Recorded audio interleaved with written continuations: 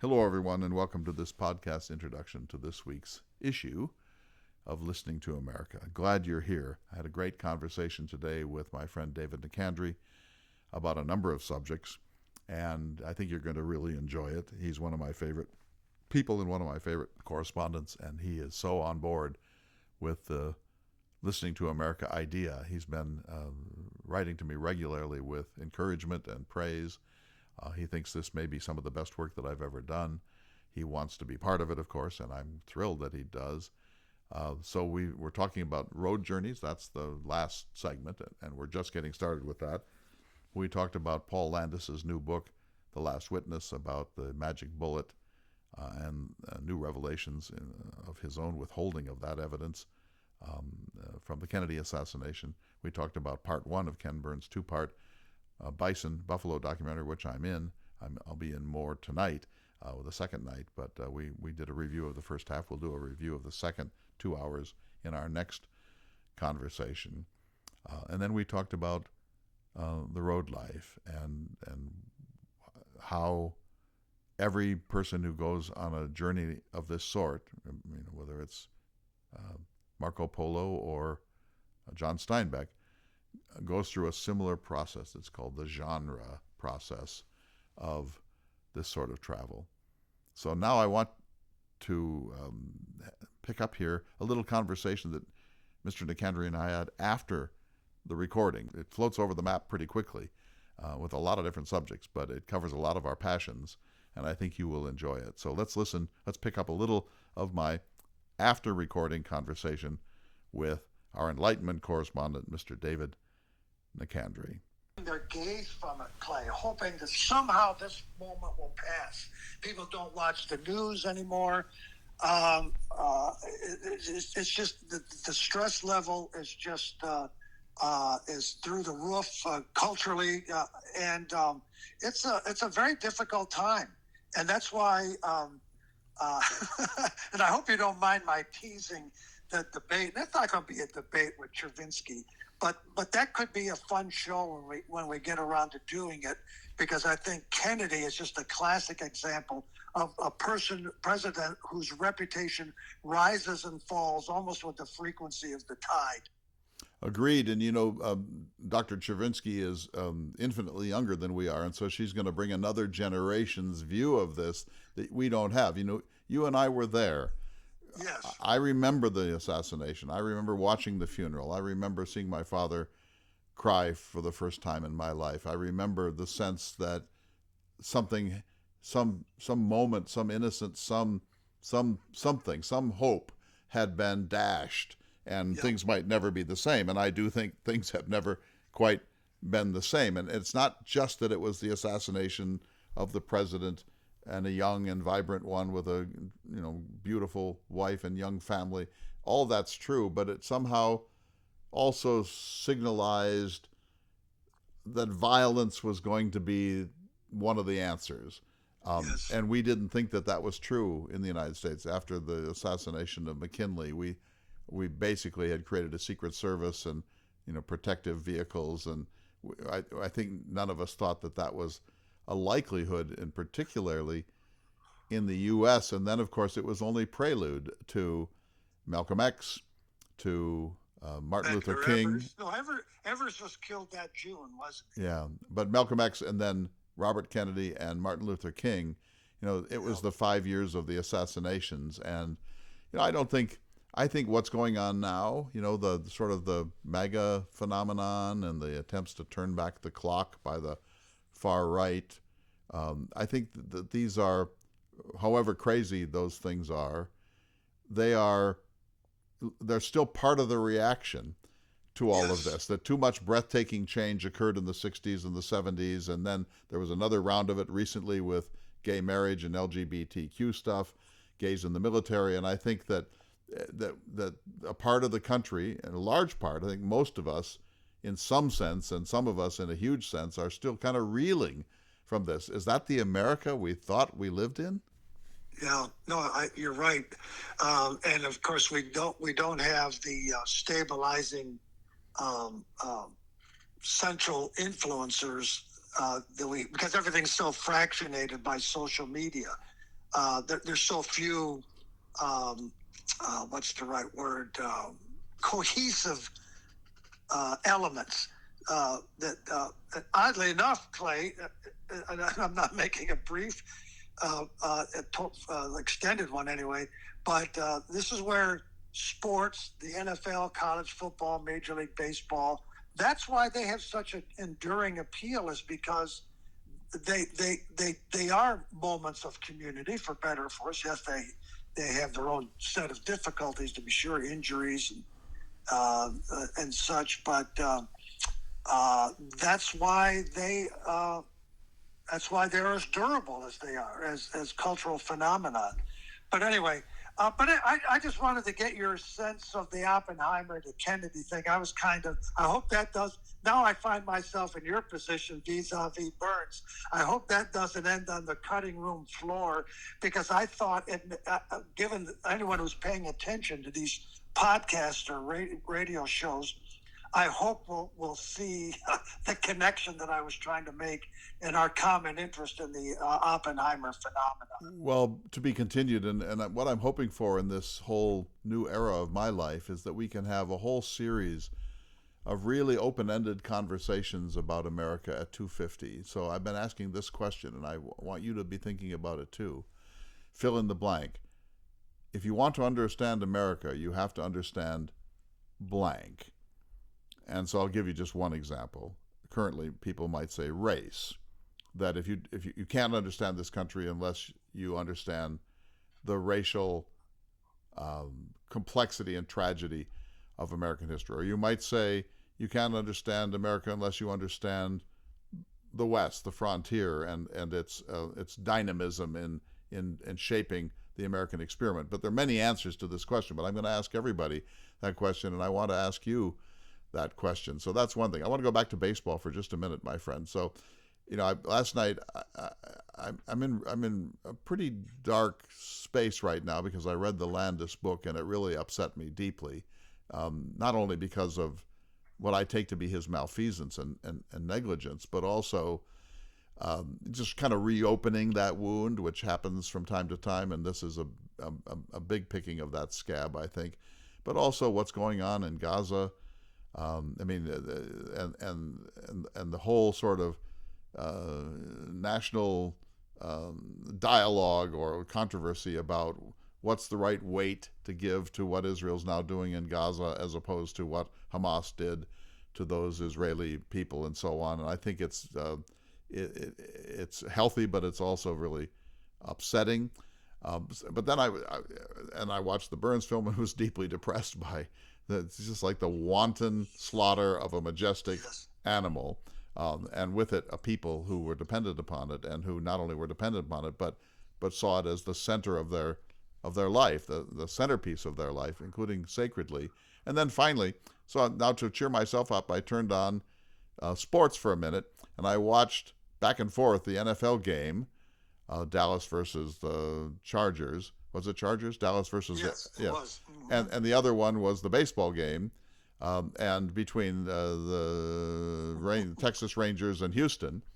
Yes. And here, this is an obvious point, but we cling to baseball in spite of the problems, and we know the problems, because it's more central to our idea of what America was than football can ever be. Correct. Absolutely right. Yes. Yeah, I think people, let me flip that over to the same side of the flip side of the same coin, Clay.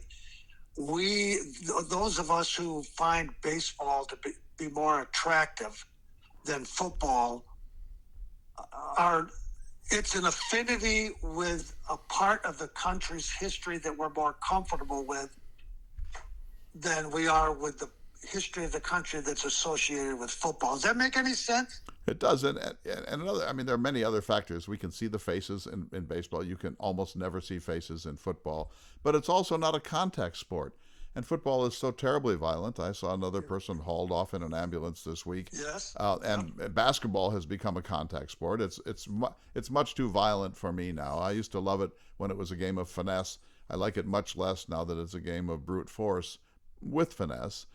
Baseball has almost no contact. I mean, obviously, somebody sliding into home, or two outfielders colliding, or somebody hit by a pitch ball, or a bat flying. But there's virtually no contact in baseball, and that elevates it as something more admirable, it seems to me, than contact sports, which are, we know that they're fundamentally debilitating to the people who participate in them.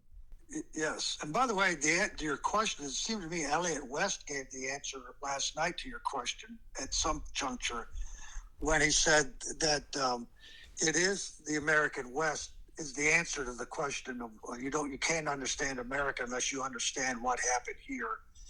And the word that I want to think about this for when the moment it comes in truth. But my initial response is the land and the people, as trite as that is. And of course, that can be broken down into many different granules. But that's what popped into my mind. You can't understand, and that might be so cliche because that's true of any place on earth, I suspect. Well, no, it's true of Canada, but it's not nearly the same truth in Canada. Yeah, that could be.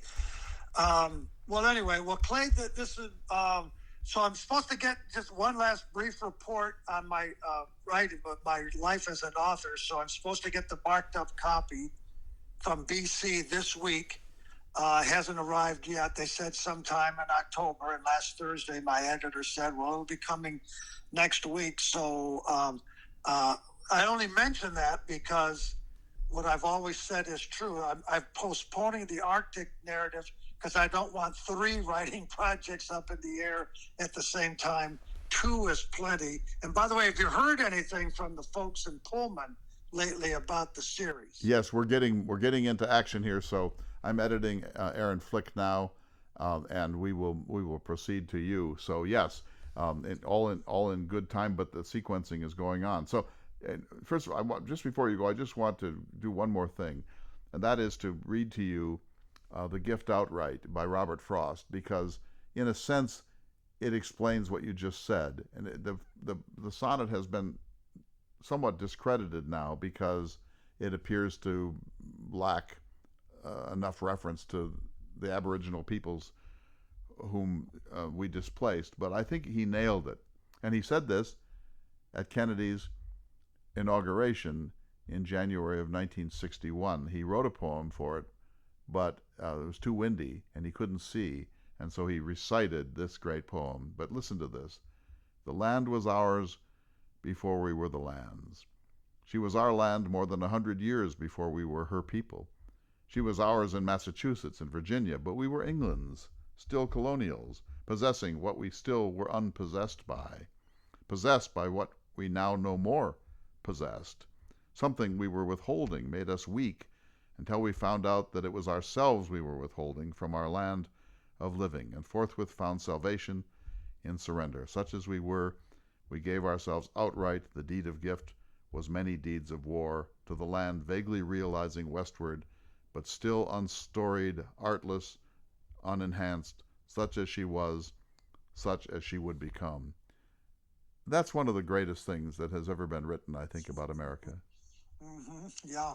How did you refamiliarize yourself with that? How did that come to you? Do you have a working knowledge of Frost's poetry? To a large degree, yes. I love I love a lot of his poetry. I think he's one of America's greatest poets by far. But I was driving from the Badlands in my Airstream, actually, driving the Airstream behind my pickup, coming back to Bismarck after a week in the Badlands of roughing it and leading people to Roosevelt's Elkhorn Ranch and talking to outsiders from the Smithsonian about what North Dakota signifies and why it's important. And then I moderated and hosted the Theodore Roosevelt Symposium at Dickinson State University at the TR Center. And so all this is roiling around, and I'm driving home the other day, tired, weary, a little bit spent. And I thought, Frost had it. The land was ours before we were the land's. We took it using the doctrine of discovery. Yes. And then we explored it to a certain degree, Lewis and Clark and Fremont and others. But it took us a long time to sort of understand what it was we had, and by then we had erased Yep. some extremely significant things in it, like the bison, like the grizzly bear, like Native Americans living in a state of freedom. And only then, now, with the American Prairie Reserve and our nostalgia, and I would say that the Burns film is heavy on American nostalgia, that Yep. that we are now able to come to terms with it, but think of the tragedy of all we have let be erased in the process. Yes, but here's where we have to hope that Ken ends on a hopeful note. I think we need that as a culture, and there's great promise. You know, I was fond of saying some time ago in my career that the 21st century in the American West is going to be the unwinding of the 19th, and we can only hope so, Clay. Man, you nailed it. That's exactly right. And I know that the film's going to end with the American Prairie Reserve and this possibility of a Buffalo Commons, a public-private partnership in east central Montana that will be one of the most important Enlightenment achievements of the United States in the 21st century. So absolutely, you nailed it. Catlin's Buffalo Park, 1832. Yeah, they went over that too quickly in the film. I agree. All right, I'll talk to you later. This was perfect. Okay. Perfect. Thank you. Break your leg tonight, Clay. I'll be watching. Thank you, my friend. Bye-bye. Thank you. If you can contribute to the success of this program, I'd be delighted. You see how many interesting things I get to do with my life, and now I have my Airstream. It's parked right out in front of my house. It's going into storage here for the worst of the winter, but it's going to be a metaphor for a search for whatever America's sense of itself is as we approach the 250th birthday of this country. We need a couple of $100,000 per year, but gas cards and your well wishes, your thoughts, your suggestions, all of that. And we're sending out a poll through the website, Listening to America, ltamerica.org, and you can help me think about all of this. And we're going to be reading books around it and so on and so forth. So let's go to the show. Dave Nicandri, 4 topics, all Enlightenment based, on this week's Listening to America. Thank you, everyone. Hello, everyone, and welcome to Listening to America with Clay Jenkinson. Today, my pleasure is to have Dave Nicandri across from me, at least virtually. We have a full slate of things to talk about. Dave, welcome to the program. Thanks, Clay. It's always good to be with you. You are our Enlightenment correspondent and our master of the world of discovery and exploration. I want to do a couple of things today. I want to talk about the Ken Burns documentary on the bison, on the buffalo. I want to talk about the recent eclipse, Saturday the 14th of October. I think you saw it in your own part of the world.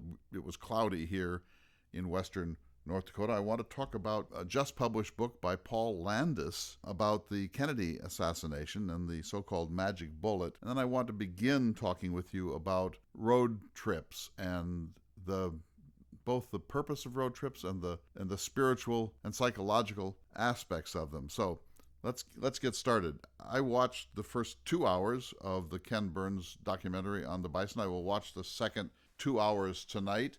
I'll just say from the start I'm in it, so I'm hardly a completely objective analyst, but I thought the cinematography was absolutely magnificent in every way. It was achingly beautiful. Ken Burns is a master of the craft, perhaps even the inventor of the idiom as we've come to know it. I think his particular skill, him and his writers and producers, Clay, is that they can cover so much ground, so to speak, both visually and narratively in such an economy, in such a small amount of time. It's really a marvel. And so what were your impressions of the first 2 hours of the film? It was depressing. I guess it's such a sad story. I'm impressed by the not only the technical nature of the film documentary, but the breadth of expertise that Burns and his team is able to deploy. Yourself, of course, I'm expecting to see you a lot more when the documentary talks about the recovery of the buffalo. But when you have people like Dan Flores and Elliot West, who I thought were particularly good. All of the interpreters, I'll call them, the term of art, of course, is talking heads. But that again is part of Burns' skill. I'm sure those conversations are long and perhaps even tiring, but he always seems to exact the nugget of information that is most applicable and worthwhile. Well, the great thing is that he can call anyone on Earth and they will almost certainly agree to be interviewed by him. He was fortunate to interview M. Scott Momaday before the death of that great Native American philosopher and man of deep wisdom before he died. I agree with you. The talking heads were outstanding and apt. Not too much of them. I think there's more visual in this film than there usually tends to be. The emphasis is on that. And Peter Coyote, as again, his narrator. The script was written actually by Dayton Duncan. I thought it was all extremely well done and beautiful, but deeply, deeply saddening. Yes, yeah, profoundly. And Burns has been at this long enough, Clay, that he's done what, 25 or 30 of these, maybe, certainly 24. Right. And he has so much of the national story composed in his own documentaries, in his own body of work, that he's able to do, for those of us who are intimately familiar with his work, as you certainly are, and I like to think I am, he's able to self-reference other stories he's told. For example, he begins with Lewis and Clark, and he ends episode 1 with a clear foreshadowing of the vital role Yellowstone, as I know there's some debate about this, but Yellowstone is our first national park. So having done previously Lewis and Clark and having done previously the national parks, he's able to tie these things together. And he's developing, the word of the day seems to be, he's so economical with his approach and his interpretation. You just like seeing a craftsman at work, like Christopher Nolan when we talked about Oppenheimer. Different idioms, of course, but the same can be said of Ken Burns. I thought Elliot West, who's one of my favorite historians, was absolutely outstanding. Dan Flores has a huge presence when he opens his mouth. I mean, it's amazing. A large number of Native American spokespeople, scholars, and elders, and so on. Let me ask a question here. In the middle of the film, we're told by a native voice that the two great symbols of the American West were the bison and Native Americans, and their destiny was inextricably linked. Do you think, given Ken Burns' deep empathy for the Native American world, that's the right balance? Yeah, I think so. I think he could have gone into a little bit better depth about why that was. And I can't remember if it was Elliot West or Dan Flores. I guess it was Flores that was making that point. And of course, there's evidence of people like George Catlin, of all too quick Passover of Bodmer, I thought. I'm sure you would agree with that. Catlin figures. And these Bodmer and Catlin are important because they are the ones that embed this iconography in the American imagination, in the American mind. And we see evidence of that. But I thought that was kind of passed over quickly. But again, it's the context, the connections, the interrelationships. For example, when Elliot West talks about how the fur trade embedded Native people into the American political economy, it's a point very well made.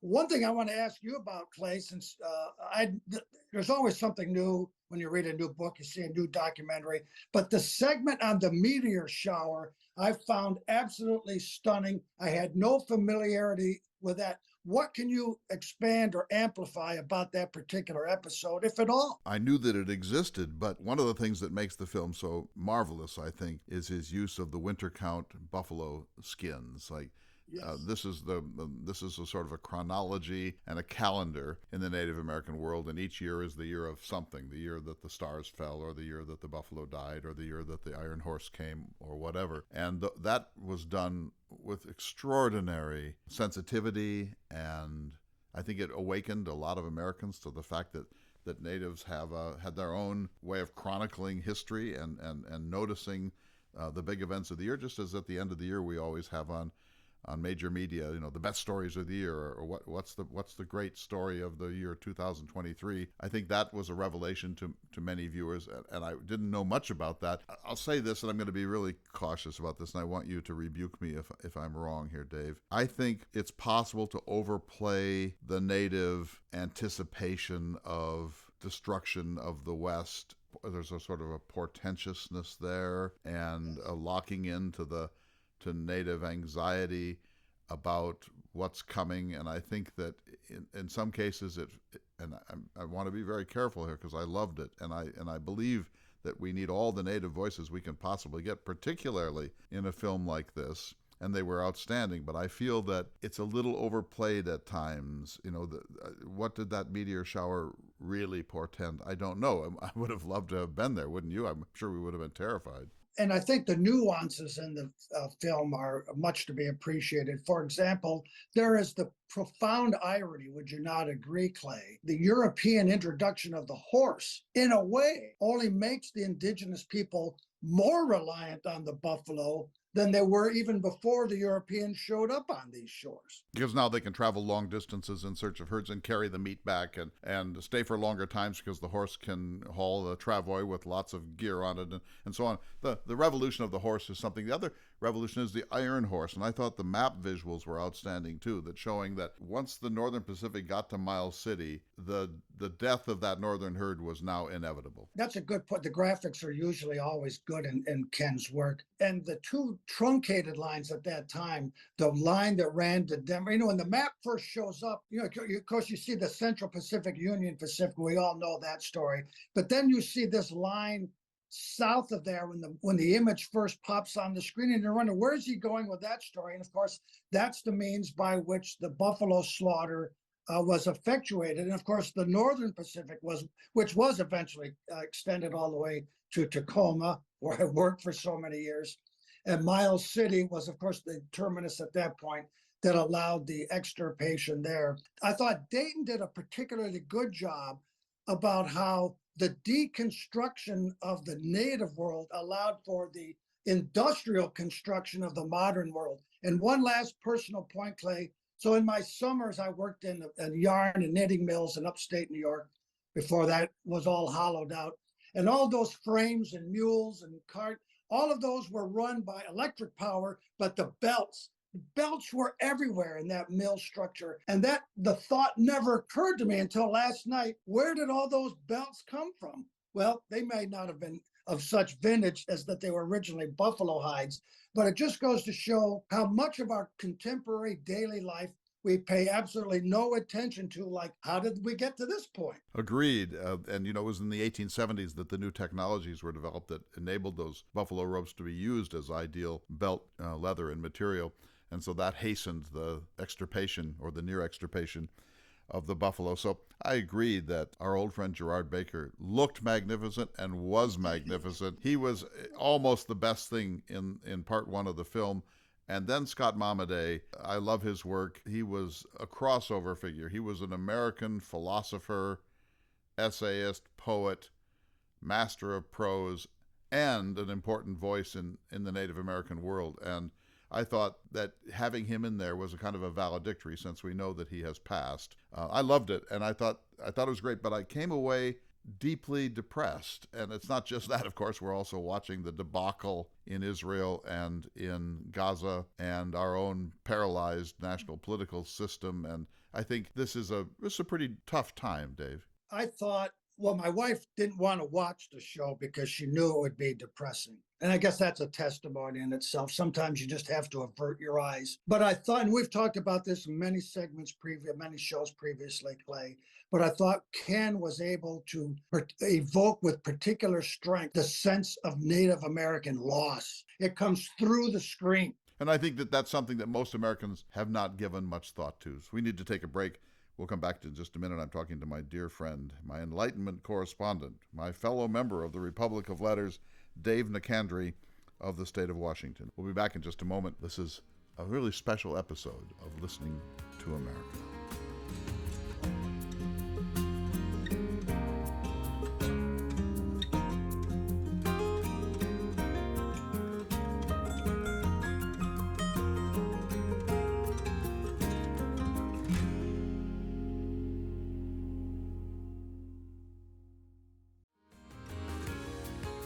Welcome back to Listening to America. I'm talking with my really dear friend, Dave Nicandri, and I always like to check in with you, Dave, about questions of discovery, exploration, travel, the work of Ken Burns, of course, Lewis and Clark, which is the subject that brought us together in the first place. A couple of things. I'll be in the film more tonight, and so people will be hearing this long after this has aired, and you'll be able to see it on the PBS website free, anyone who wants to. Dayton Duncan called me, we're pals, and he, about a year and a half ago, or maybe 2 years ago now, and said, I need some photographs of the spot where Roosevelt killed his first buffalo. And I said, well, I happen to know that spot. It's near Marmarth, North Dakota. It's in the lower Badlands. I've been there. I've taken groups there. I mean, I knew a rancher who knew exactly where that was. It had been staked out by a U.S. Forest Service ranger in the 1970s, and I can promise you, Dave, if you were here, I could get you within a quarter of a mile at least to the site where Roosevelt killed his first bison, which is now on display in the North Room at Sagamore Hill.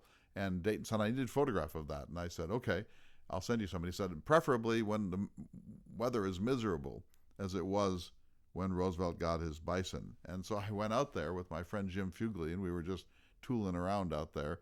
And it turned out to be a gloomy, drippy, gray, stormy day. And so I took 40 or 50 pictures of the site and sent them to Dayton. My hope, I'll be happier if that photograph is in the film than if I am. Somehow that would give me more pride than, I know I'm a talking head and I'll be in a number of times in episode 2. And of course I cringe every time I see my face or hear my voice, but I'm also proud to be in it. So we'll see about that. So let me move on. The eclipse occurred on Saturday, October 14th. I was not able to see it. I was so sorry about that. You saw it. Was it full there? Yes, I was in the path. The moon is not in a perfect orbit around the Earth, so it becomes more or less close to the Earth or closer to the sun in the obverse. Because the sun is farther away from Earth on this new moon, it doesn't create a perfect eclipse. It was a very ephemeral moment when the skies kind of parted. Of course, it's 8:50, 9 o'clock, 9:10 Pacific time. The sun is slow. It was a beautiful sunrise, but as the sun rose, it went into the clouds and into the fog and the mist. But at the exact moment, ecliptic effect, the sky kind of parted, but not entirely. So there was kind of a haze that one could see it through. And I took a quick picture, but for everyone that was there, it made the time seem worthwhile. When I saw the total eclipse a few years ago, as you did, we were looking at it at the same moment in different parts of America. I was in Casper, Wyoming, or near it, and suddenly it grew gray, it grew dusky, and it was a silent and eerie, and I could understand why pre-scientific people would have a really alarmed experience of this, but I was mostly struck by how it's as if God turned the dimmer down on the world, and it went to sort of just barely dusky light. What was the effect for you last Saturday? Well, it was similar. So again, it was a cloudy morning, so there wasn't a lot of bright light to begin with. Effect began to take hold, and those of us who had assembled. And I'm standing there looking at the sky, and this guy drives by, and he says to me, "What are you looking at?" It was a Radar O'Reilly moment for me. And I said, "I'm waiting for the eclipse."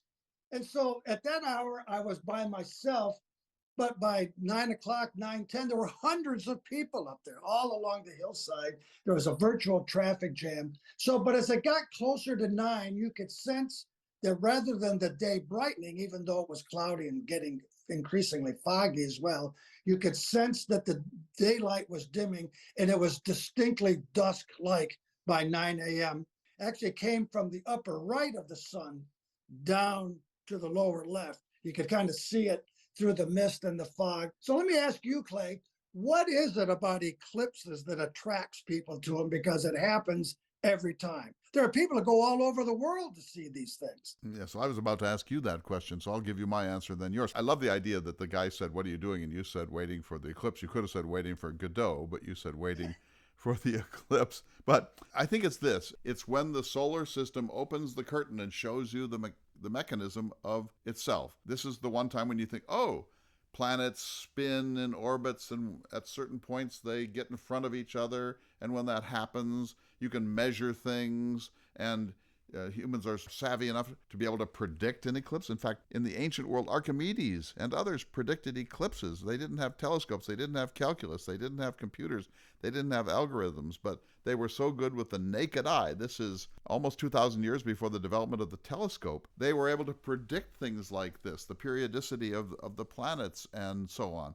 It's astonishing that the ancient Greeks and Babylonians had this capacity, because if you gave me $1 million and said, figure out how to predict an eclipse, it would take me a very, very long time to get up to speed on that. So I think the answer is that it fills us with wonder because we realize we live in a solar system that runs like a clock. Yes, that is exactly my answer. It's kind of a Newtonian moment. One of the great aspects of the Enlightenment, and you pose me as your Enlightenment expert, which is always humbling, I must say, having had to delve into the world of Captain Cook and keeping time. Of course, before the chronometer, which could keep a constant record of time at Greenwich, navigators like Cook had a nautical ephemeris, which was a little booklet that predicted the eclipses of the moons on Jupiter or the appearances of certain stars in the sky at a certain time, all mapped out by the astronomers and mathematicians of that era. Halley, most particularly, Edmund Halley. Of Halley's Comet, yeah. Halley's Comet, months and years, hundreds of years in advance. And it must have been a breathtaking moment of personal enlightenment when these guys are in their studies and they're mapping all this out. They must have just thought they were cracking the code of God's creation. Exactly. The clock, Jefferson's favorite metaphor that the God is a clockmaker and the universe is a clock. It's like a clock. If you understand how the cogs and the springs and the mechanisms work, you can understand everything. And so this affirms that we live in a cosmos. The Greek word cosmos means order. And so the solar system is orderly. And I just have the deepest admiration for those who are able to do this without the kind of equipment and computing capacities that we have today. Lewis saw an eclipse at Fort Mandan in the winter of 1805, but he was able to know it only because he had one of those manuals, those almanacs, the ephemeris, that warned him that the eclipse was coming. He would never have been able to figure that out himself. I don't think Jefferson would have been able to figure that out himself. That takes a real expert and a group of experts at Greenwich working this stuff out, and then you just do the adjustments for longitude and how far you are away from Greenwich to be able to figure out local time for these things. Yeah, it's something much bigger, infinitely bigger than ourselves. Agreed. Did you see a corona? What I could clearly see was the black disc over a circle of light for which I could see the perimeter of, but I did not see that kind of solar glare. There was just too much moisture in the air. All right. Well, we should start planning for the eclipse of next year. I'm assuming you would like to see it too. If I can, I'd love to. Yes. And again, it might be our last, right? Yeah, I noticed recently in an earlier Listening to America show, Clay, you flattered me. You used my favorite metaphor to describe one's passage in life. You said you were in the seventh inning of life or something to that effect. And I just love that construction because sports, baseball in particular, is my favorite sport. And it just seems to capture things so well. A lot can happen in the seventh, eighth, and ninth inning, though, although most of it has gone by already. The difference is that those athletes aren't particularly diminished by the seventh inning, unlike us. So anyway, I want to say one more thing about the Ken Burns film that I should have mentioned earlier. Some of the music was provided by our mutual friend David Swenson of Makoche Recording Studios in Bismarck, and what a great achievement that was. I was wondering about that. It's kind of geeky, but the one thing I don't like about the way documentaries and television, whether it's PBS or otherwise, treats it, I like looking at the credits of films and documentaries, and I wasn't surprised. I'm not surprised to learn that, but I guess I'll have to see it in some other format to see who all the technical contributors and repositories of images were. So, David Swenson has contributed music to previous Ken Burns films, especially his Lewis and Clark. And he's done extraordinary work over a lifetime of recording native sound, drum music, solo music, crossover artists. He sort of had a Native American label in many respects, which is one reason he called his studio Makoche. Yeah. And now in this film about the bison, Dayton Duncan and Ken Burns called on him, and he supplied a really extraordinary music for them. All right, so I want to turn now to the assassination of John F. Kennedy. This will be airing not so long before the annual American commemoration of the assassination. There are always new documentaries on the History Channel and other outfits. I've been fascinated by this since November 22nd, 1963. For unrelated reasons, Dave, I've been reading books about this. I just finished reading William Manchester's majestic Death of a President, which is a moment-by-moment account of the events of November 22nd and 23rd and 24th and 5th through Monday of that horrible week in American history. I know where I was that day. I know you know where you were that day. I continue to be haunted by this. I don't think we can ever attach enough significance to this pivotal moment. I think you agree that it's not clear. Was it a loss of innocence? Did it bring on the era of disillusionment? Not quite clear what the way to talk about it is, but it's not just an assassination. It's somehow a pivotal event of modernity. Yes, and it's had a profound effect on the modern trajectory of American history. You had a guest a few episodes of Listening to America back, Clay. I apologize, I can't remember his name. You were talking about the liberal consensus and how a rare a time the late 1940s, 50s, and early 1960s were. And the Kennedy assassination is the main fracture in that cultural dynamic. Wouldn't you agree? Yes, that it sort of ends that golden period that we were talking about between the end of World War II and, say, Watergate, that period was a kind of golden time. America was the hegemon. We were the Marshall Plan. We were rebuilding the world, the shattered world from the war, both in the Pacific and in Europe. American manufacturing was strong. The American economy was booming. We had a huge building boom in higher education. It was really an extraordinary time, and almost everybody now sort of looks back on that era with nostalgia. And the question then is, what's the terminus? What's the end date? And some would say Watergate, some would say the Reagan election in 1980. But I think 1963 through 1968, the era of the assassinations has to be central. Yes, in much the same fashion that the long 1950s, which could be said, Clay, to have originated with Oppenheimer, ends with Kennedy. And I'm mixing a lot in there, but I'm speaking kind of a shorthand to you and the listeners to this program, but I think people would get a sense of where I'm going. And so the long 1960s begin on November 22nd of 1963, and they run through almost the entirety of the 1970s. Enough time has gone by, having lived through it. I think of the 60s post November 22nd. I think of the era post November 22nd lasting probably through the election of Reagan. I think Reagan represents a different, American history post Reagan is a different era. That probably ends more recently with Obama, maybe even with Trump. But with in retrospect, these epochs stand out. You can kind of see where the bookends are, where the fault lines are. And you're right. I remember vividly where I was on November 22nd.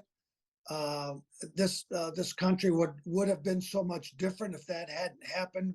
You can play the hypotheticals and the counterfactuals all day long, but I just know in my heart that so much would have been different about modern America, and it was so inexplicable, which is why it's so unexpected, so inexplicable. As you say, America at its peak, cultural influence, and to have its leader gunned down on a sunny day in Texas is so improbable that in some respects, culturally, this nation still has not gotten over it. I think so. I think, obviously a person who's 15 years old may have little reference to it, but we're still living in the ramifications. The whatever happened is still roiling somehow in our consciousness. And I've been working a little bit on the idea of Camelot, because Camelot was really invented by Mrs. Kennedy in an interview with Theodore White a week after the assassination. He was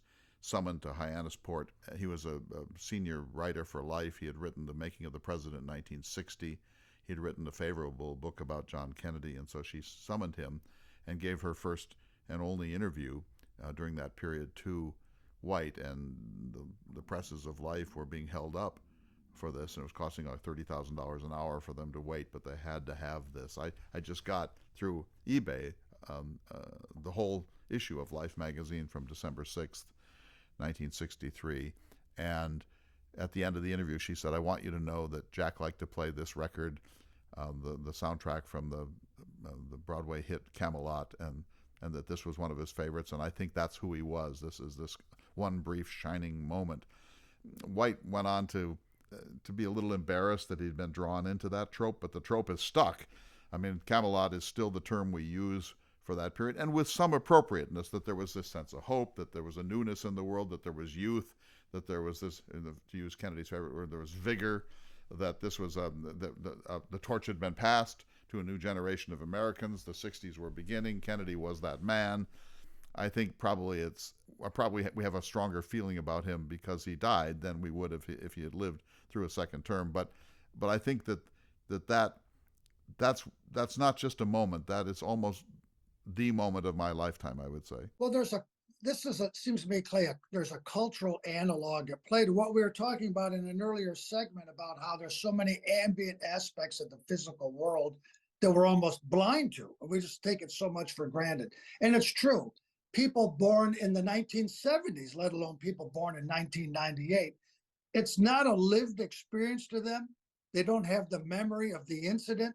But the point I would make is whether they're aware of it or not, and here's where our age, and if I dare say, perhaps our cultural wisdom, and self-flattering, they might not be aware of it, but so many aspects of their day-to-day cultural life are ramifications of what happened on that November day. Lastly, Clay, and I know this is the second time I've teased it. I know you've made this commitment, and Lindsay Chervinsky has as well. That's why I'm so much looking forward to our most overrated, most underrated presidents in American history, because the interesting story about Kennedy is he's in the 60 or so years since his death, he's gone from vastly overrated because he was killed to now I would say underrated because of the very things you talk about, Clay. And your guest that was talking about the liberal consensus, because what we don't have a sense of common purpose in this country. We don't have a sense of common endeavor. There's no real sense of hope. There's a pervasive sense of dread in this country. And I trace the roots of all of that back to this incident. Thank you. We need to take a break. I'll say this was the first time I ever saw my father cry. We'll be back in just a moment. This is a special edition with David Nicandri of Listening to America.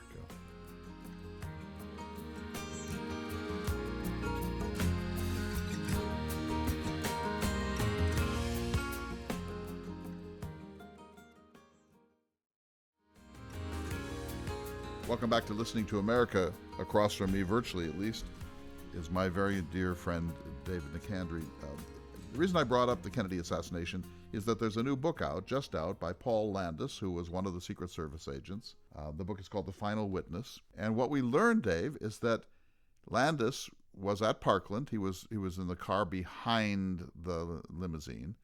He was at Parkland, and it's a gory, awful, horrible story, but Mrs. Kennedy refused to get out of the car because she didn't want people to see the shattered head of her husband. And finally, Agent Clint Hill took off his jacket and they covered President Kennedy's head. And at that point only, Mrs. Kennedy was willing to get out of the limousine, so they extricated both the corpse now of the president and Mrs. Kennedy, and then Agent Paul Landis looked into the back seat, and he saw up on the place where the back seat cushions up against the metal of the trunk, he saw a bullet. It was a 2-inch bullet. It was mostly pristine. It had some striations on it, but it had no other damage. And he says in this book that he was afraid that the bullet would be picked up by a souvenir hunter or something would happen. So he picked it up and put it in his pocket. Then he went into the emergency room, and it was chaos. I mean, he tells a really, really effective accounting of just how insane things were, the crowding, the uncertainty, the horror, just everything rushing around at once, just the actual definition of chaos. And then he furtively put the bullet on one of the gurneys. So he has tampered with evidence of the crime of the century. No question. Morally, let's leave the moral side of it out. It's just a plain fact. He's tampered with evidence. He did not report that to his superiors. He did not report that to the Secret Service. He did not report that to Clint Hill, his good friend. He did not report that to the Warren Commission that didn't call him for an interview. He never reported it. He's 88 years old now. He happened upon a book that was given to him called 6 Minutes in Dallas, and that led him to sort of go back to think about it. And so he's come forward and said, this is what I did. Wow. To think that for 60 years, 59 years, just under 60, he has withheld that essential, critical, fundamentally important piece of evidence from the world, not just us, the American people, but from the Secret Service, from the Warren Commission, from the other investigations. There was a congressional investigation in the 1970s. I have to say it's appalling. What do you think? It is. I've two thoughts, I guess. One, it goes to show how the passage of time dulls the senses and perceptions. Because, Clay, I would say at any time, in any decade prior to this, the 2020s, in any decade between the 60s and now, this disclosure would have been front page news for days on end. It would have rocked the world. It would have rocked this country to its foundations. Absolutely, even as little as 10 years ago. And that's kind of testimony in itself to how much turmoil and turbidity there is now about American life and American culture. And how much disillusionment has set in that we can't even really be shocked by this anymore. Exactly. The disillusionment is almost complete. The other thought is that, and I dare say, I made an allusion to Kennedy's assassination in my book on Captain Cook, which is testimony in itself to something. I don't know what, but it's the shock value. I write in the book that when Cook there wasn't a more shocking death in the Western world. After the news of Cook's death arrived in England in January of 1780, until news spread around the world in November 1963 about John Kennedy. And it was so shocking that, I mean, there are some outlandish conspiracy theories out there, but so how do you explain the attachment and the devotion to, if they aren't necessarily conspiracy theories, they are a fervent quest for explanation. Why and how did something so shocking happen? And if the fact pattern on the face of it is so quotidian, so ordinary, so pedestrian, that's not satisfying as an answer. So we have to make up a bigger, more encompassing narrative in order to make sense of it, to interpret it back to ourselves culturally. Of course. So Mrs. Kennedy said when she learned that it was probably a lone gunman named Lee Harvey Oswald, she said, "Is that it? Just a little loser like that?" I mean, it needed to be bigger than that to make sense. But if it was just some guy who had gone to the Soviet Union and things hadn't worked out, and he had some Cuba connections of one sort or another, and he was anti-government and really a loser, her view was that's not enough. That's not magnitude enough for the thing that has happened. And I think that's the basis of this. I'll just say this, and we got to get into it here for a minute. This book, by saying that the bullet came from the car, blows the Warren Commission report not out of the water, but it creates great havoc in it, and particularly the most important of all questions, Dave, was it a lone gunman or not? And this would seem to suggest maybe not a lone gunman. Have you ever been to Dealey Plaza, Clay? Yes. I knew it in my mind before I was ever there physically because I'd seen so much imagery. And my first impression was how compact a killing zone it was and how easy it would have been one would have been able to effectuate a triangulation of fire. Right. In other words, what you're saying is that the layout of the sharp turn below the depository and the grassy knoll and the over the bridge over, that in a sense it is a perfect scene for a triangulated assassination of a person. Yes, absolutely. And I have a bigger, perhaps a more important cultural observation to make, Clay. You already characterized the Secret Service agent as tampering with evidence. And the FBI's deportment on all of this and the CIA's is equally questionable. Having been born in the late 1940s, having lived well into the 2020s, the transformation of political perception that strikes me as most profoundly is that we are now living in an era where the skepticism people had about what the FBI and the CIA are up to has completely evaporated. I won't necessarily say unhealthily, but I think that our trust should be tempered with a deep, deep skepticism, knowing all that we know about the history of those agencies and our security services. I could not agree with you more. So this is going to be interesting. We'll see what happens. As you say, there's kind of a ho-hum response. It's not a great book, but I read it in a single evening yesterday, and I took extensive notes, and I was so depressed after I read it because he tells the story. Let's assume it's true. He doesn't say that he's sorry. He doesn't say that he had a duty to turn this evidence in. It's just like, oh, I just thought I'd get this off my chest.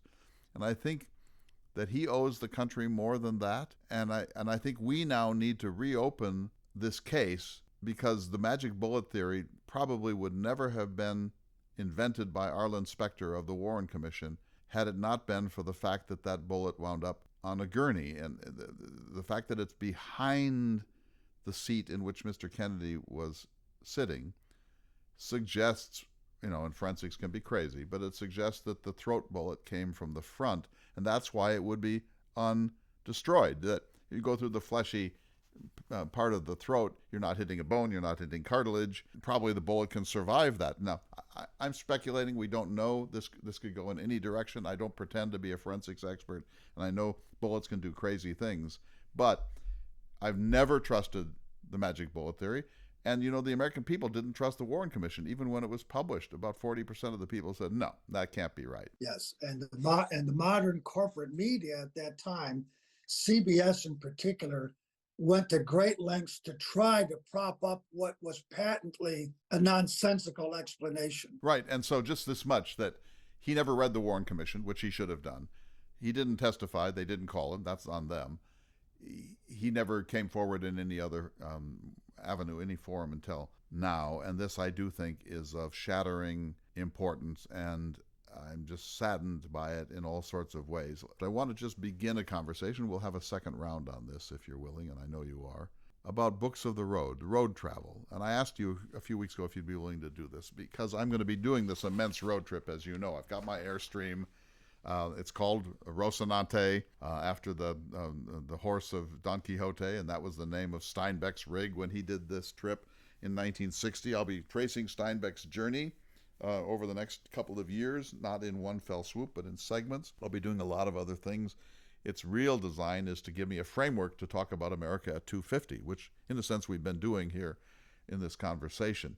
But I want to just start a conversation with you that will continue for several years, I think, about road journeys. And you've been on a couple of them lately, especially your trip to the Arctic Circle with your son. But I'm reading this really interesting book called The Romance of the Road by Primu, a man named Primu. And he says this, that there are 8 phases of this. So listen carefully, because this is where you come in. Phase 1 is the predisposition, your desire to do it. Phase 2 is the preparation. Phase 3 is departure. Phase 4 is the outward movement. Phase 5 is the turnabout. Phase 6 is the homeward bound movement. Phase 7 is the return. And phase 8 is memory, recording, report, the narrative that we build of the journey we just took. That's a very excellent taxonomy, isn't it? It is. It's perfect. He nailed it. So Go ahead. As you you went through that, Clay, I could get an immediate momentary flash of every one of those aspects of many trips that I've taken lately, and the epic one to the Arctic. But yeah, he's nailed it. That's it exactly. So I'm going to do this very, very quickly, and then I want you to talk about your trip to the Arctic or any others. But predisposition. Meriwether Lewis said it was a darling project of him for the last 10 years, that he'd been dreaming of it, and he'd previously applied to Jefferson to be part of a mission that didn't happen. Trip preparation. By all accounts, Lewis was magnificent in preparing for the trip. I mean, it was about as well planned a transcontinental journey as you could ever imagine. Departure, we all get that. Now, there's some debate in the Lewis Clark world. Is it the departure from Monticello? Is it the departure from Washington? Is it the departure from St. Louis? Is it the departure from St. Charles? But we get departure with all that hope. Outward movement. The outward movement was to the Pacific Ocean, where they arrived in November of 1805. Turnabout, premature turnabout on March 23rd, 1806. So eager to get home. The homeward movement was troubled, as you know. You've written extensively about this. It was a letdown. They were bankrupt. They didn't have the same esprit de corps. Everyone was really just ready to get home for the most part, particularly Captain Meriwether Lewis. The return, 23rd September 1806, a sort of a quietly triumphant return to St. Louis, 3 cheers. And then, of course, the big one, number 8, the report. And that's where Lewis failed colossally, I would say, that he never wrote the report. And in doing so, he forced us to accept a much diminished account, which was largely the adventure account of what happened. And he did not use his mighty mind to synthesize and to try to explain what this all meant. Does that seem quickly fair? Absolutely. And the absence of a summary reflection on the journey by Lewis, there's probably some exaggeration in everything I say, it seems, but the fact that Lewis did not write his final report, the account of the voyage, diminished the effort by upwards of 50%, Clay. Absolutely. Because I've heard you say that if Captain Cook had done this, he would have been court-martialed.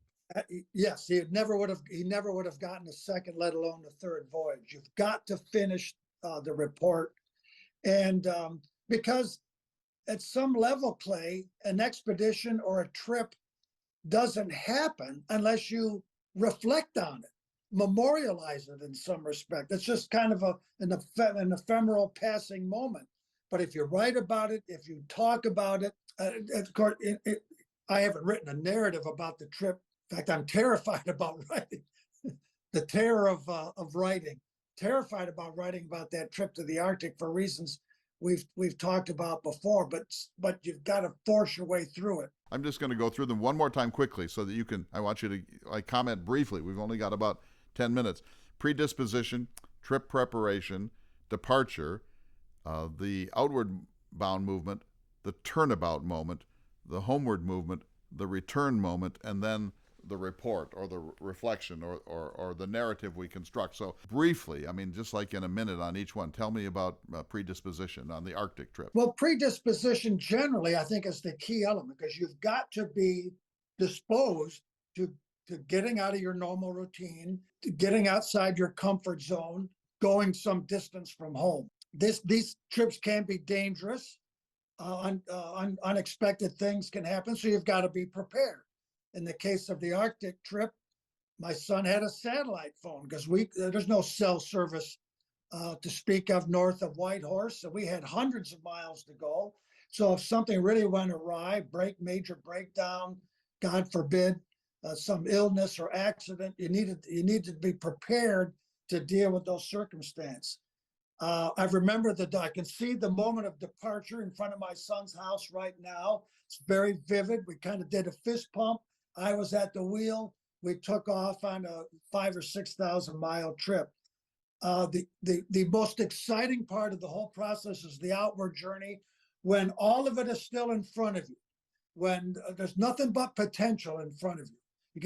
You can stay here, you can stop there. You've got just a succession of decision points, one after another. The turnaround point for me, Clay, is the most emotional one, because it's like the great conventions of literature. Everything kind of builds up in Act 3, and then you kind of slowly deflate the narrative. You approach home, you're almost home, and you've talked about this, Richard Dana, for example, people that when they just about get home, there's a melancholy that sets in there too. Yes. If not, yeah, melancholy, if not depression. There was a kind of period of dislocation, I'll call it, the month after coming, because this trip had been years in the planning. It took merely 13, 14 days to transpire. It was very vivid. And when in the immediate aftermath of its conclusion, although I was glad to be home and to have survived it, although it was not a wilderness adventure by any stretch of the imagination, but there was some risk involved. So genre memory may sound abstract to people. So if you, let's say you and I went to the Grand Canyon tomorrow, and I said, "Oh, it can't be described. I mean, there are no words." Or if I said it's as beautiful as a postcard, which would be a sort of banal version of this, that's genre memory. In other words, that didn't just happen to me. I didn't invent that moment. That's a moment that is expected. Yes, and the part of it that is hardest for me to grapple with, which is why I haven't started this writing project I refer to the terror of writing, is the father-son aspect of the journey. Because you can talk about David Thompson and Alexander Mackenzie and Meriwether Lewis. Those are kind of real people to me historiographically, but they're remote at the same time. But someone that you fathered in this case have traveled with extensively. That's a whole new. I don't have sufficient genre experience yet to relate. That's why I'm interested in this book you mentioned, and that will get written at some point. But you get into delicate terrain that can be difficult, and sometimes you want to avert your gaze. And my most recent trip, because I am in the bottom of the 7th inning, I said to Dominic, "Who are you going to take these trips with when I'm not around anymore?" And he didn't want to engage in that discussion. So it's something we both have to face. But again, it is only the bottom of the 7th, we hope. So there's the 8th and 9th that are left. And so there's more road trips in the future. We'll leave it at that for the moment. We're out of time. I'm so glad to have this conversation with you. This is just the beginning, the tease of a series of conversations about travel with one of my favorite correspondents and dear friend, David Nicandri of the state of Washington. We'll see you all next week for another important edition of Listening to America.